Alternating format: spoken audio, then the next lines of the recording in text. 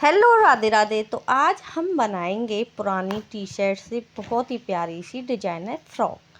और इसमें क्या था, ये पुरानी नहीं थी टी शर्ट इतनी भी, पर इसमें थोड़ा सा ब्लैक ब्लैक सा दाग लग गया था, इसकी वजह से मुझे इसको काटना पड़ेगा। तो यहाँ पे मैंने इस तरीके का रिबन लिया था और मेरे पास इस तरीके का कपड़ा रखा था जो मैचिंग का था थोड़ा बहुत। तो यहाँ पे सबसे पहले जो बच्चे की फ़्रॉक होती है, कुछ इस तरीके की जो रेडीमेड फ़्रॉक होती हैं, इस तरीके से बन के रेडी होगी।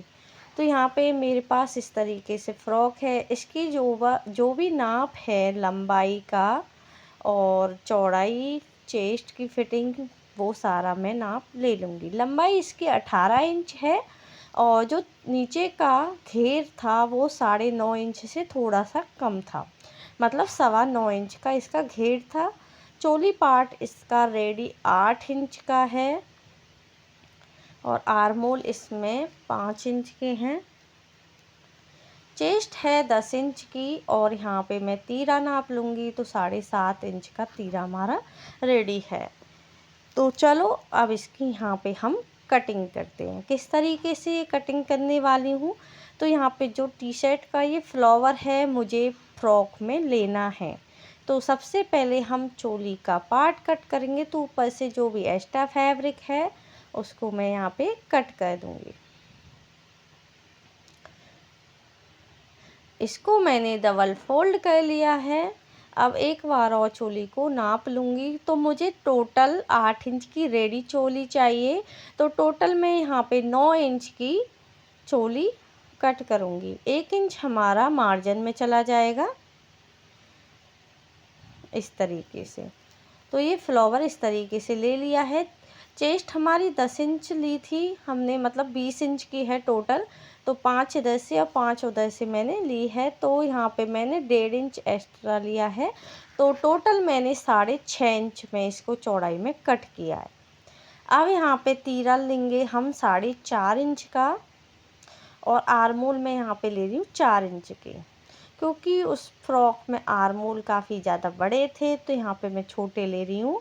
और गले की जो चौड़ाई है वो 2 इंच ली है। आगे की गले की लंबाई में यहाँ पे 3 इंच ले रही हूँ और पीछे की मैं 1 से 1.5 या आप 2 इंच भी ले सकते हैं। यहाँ पे पीछे के गले की कटिंग आपको कर लेनी है और आर्मोल की इस तरीके से कटिंग कर लेंगे।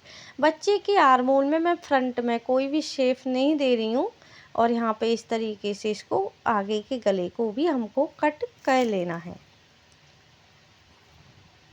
तो यहाँ पे हमने चोली को कट कर लिया था। अब बारी आती है हमारे नीचे के पार्ट की। तो यहाँ पे मैंने बाजू को कट कर लिया है। 3 इंच की लंबाई रखी थी और इस तरीके 7 इंच की इस तरीके से लंबाई रखी थी मैंने और गोलाई में इसको कट कर दिया है। अब नीचे का जो घेर है उसको मैंने लंबाई में 8 इंच की, वो 9.5 इंच की हमारी नीचे का घेर रेडी था, तो उसमें मैंने 1.5 से 2 इंच एक्स्ट्रा मार्जिन लेते हुए यहाँ पे चौड़ाई में मैंने इसको कट कर लिया है। और लंबाई में ये है इसका घेर 34 इंच का। तो ये डबल 34 इंच का है, क्योंकि इसमें मैंने 2 पार्ट हैं तो काफ़ी ज़्यादा घेर निकल कर आएगा और फ्रॉक भी काफ़ी सुंदर लगने वाली है। यहाँ से मैंने कट मारा था जो हमारी फिटिंग का था, इसको हम फोल्ड कर लेंगे इस तरीके से। तो यहाँ पे मैं सिलाई लगा लूँगी दोनों पार्ट्स में, इस तरीके से रेडी कर लेना है। बाजू में भी मैं यहाँ पे लगा लूँगी। तो यहाँ पे मैंने बाजू को भी रेडी कर लिया था इस तरीके से और नीचे के पार्ट को इस तरीके से फोल्ड करके मैंने रेडी कर लिया है। अब मैंने दोनों को रेडी कर लिया था। इसके बाद बारी आती है हमारी चोली पार्ट को रेडी करने की। यहाँ से मैंने 2 से 2.5 इंच का कट मारा है, जिससे कि बच्चे को पहनाने में दिक्कत ना हो। पीछे मैं हुक लगा दूँगी। तो सबसे पहले यहाँ पे मैं मुड्डे सिल लूँगी। तो यहाँ पे इस कपड़े पे मेरी मशीन बिल्कुल नहीं चल रही थी, तो इसमें बस एक ही दिमाग हमको लगाना है, या तो आप पेपर पे इसकी सिलाई कर सकते हो। तो मेरे पास पेपर फ़िलहाल इस तरीके का नहीं था कुछ भी।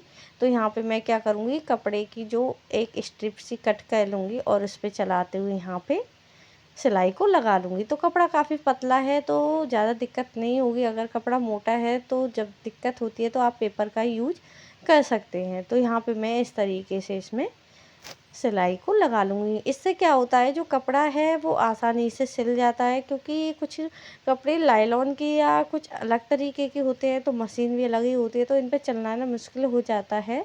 अब रेडी करेंगे हम अपने गले को। अब गला किस तरीके से रेडी करना होगा, क्योंकि हमको गले पे भी पूरे पे ही मशीन चलानी है, तो इसको हम बाहर बाहर की साइड से रेडी करेंगे। तो पहले हमको जो पीछे का पार्ट है उसको रेडी कर लेना है, जो हमने कट लगाया है। तो यहाँ पे इस तरीके से मैंने कपड़े को ले लिया है। यहाँ पे सिलाई लगा लूँगी, जिस तरीके से कट लगाए उसी के हिसाब से इस तरीके से।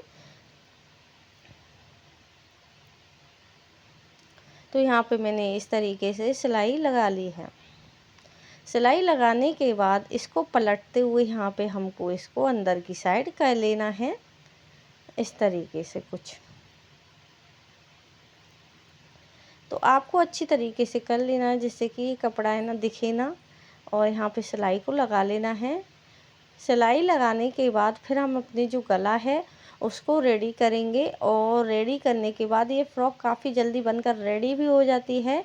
और बनने के बाद इसका जो लुक है वो बिल्कुल मार्केट जैसा आता है, मार्केट से भी अच्छा आता है, क्योंकि मार्केट की जो हौजरी वाली फ़्रॉक होती हैं उनमें घेर नहीं आता, और इस वाले फ़्रॉक में मेरी में इतना घेर आने वाला है, बच्चे को बहुत ही अच्छी लगने वाली है, कंफर्टेबल फील भी होगी इससे पहनने के। तो यहाँ पे इस तरीके से मैंने इसको कपड़े को सिल लिया है। अब क्या करेंगे, इसको हम पलट लेंगे। पलटते हुए यहाँ पे इसको राउंड कर लेना है। राउंड करने के बाद जो बाहर वाली पाइपिंग हम रखते हैं उस तरीके की यहाँ पे हमको पाइपिंग रखनी। एक बार इस तरीके से फोल्ड करना है, और इस तरीके से हम यहाँ पे डिजाइन दे देंगे जो हमारा नीचे की चोली का पार्ट है, जिससे कि जो हमारी फ्रॉक है वो अलग ना लगे, और इसका जो लुक है वो काफ़ी अच्छा आएगा। तो हमने चोली पार्ट को रेडी कर लिया था, तो आपको दिखा देते हैं। इस तरीके से मैंने इसको गले को रेडी कर लिया है। तो यहाँ पे ये हो चुका है।